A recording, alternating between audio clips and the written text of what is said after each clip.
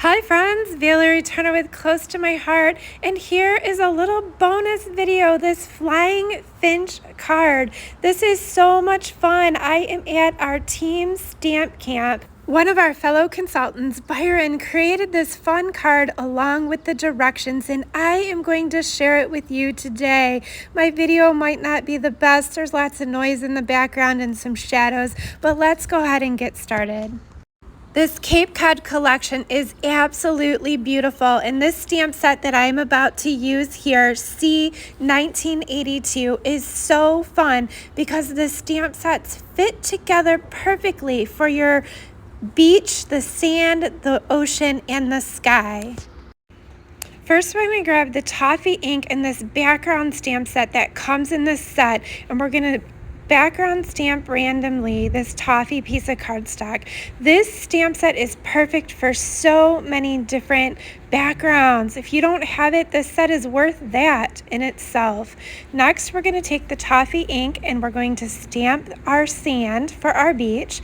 Now watch how these stamp sets perfectly integrate right together. And the other thing that's awesome about these stamp sets is the way they're designed.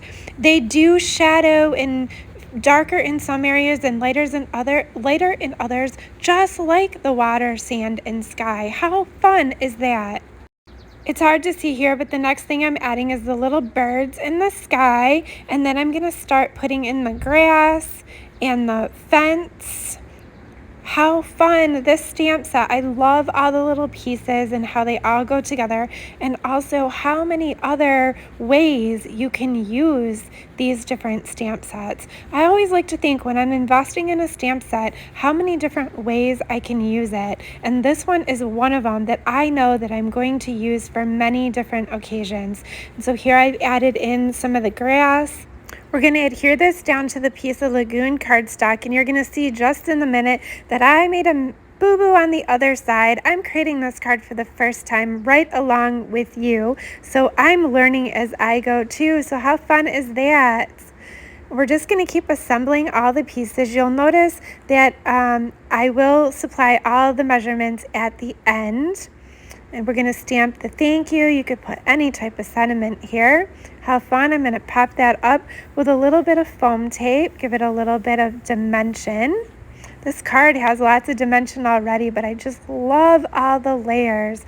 Byron did a great job designing this card, and this stamp set is so perfect for this. Now this stamp here with these leaves or ferns, I'm not sure what you want to call them, but you may notice as I'm stamping, I'm rotating the stamp set because it is perfectly designed to fit back together when you rotate it. Next, you're going to have two 5.5 by 5.5 pieces of cardstock, and you're going to score them at 1 1/2, 2 3/4, and 4 5/8, both of these pieces. So make sure you score them right so that they fold together correctly. Okay, the next thing that you're going to do is you're going to fold the 1 1/2 score line as a mountain fold and the remaining 2 folds as valley folds, and you're going to do that to both of those pieces.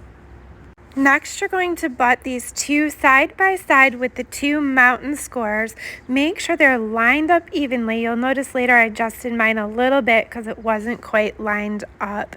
And that is where you are going to put your focal point, your stamped images there right in the center. So I'm going to pick up and peel those tabs. You want strong adhesive like your score tape for that, because that is going to hold the blunt of your card. So you see I adjusted it a little bit because I didn't have it quite lined up correctly.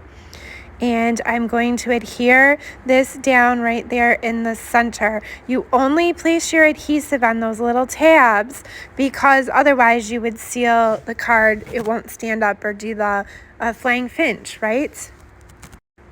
Once we have that, we're ready to start decorating the front of our card, and we're going to use the piece that we did the leaf, the fern stamping. That one's going to go centered there in that first remaining score line there, and then the solid one next. And we're going to do this on both sides.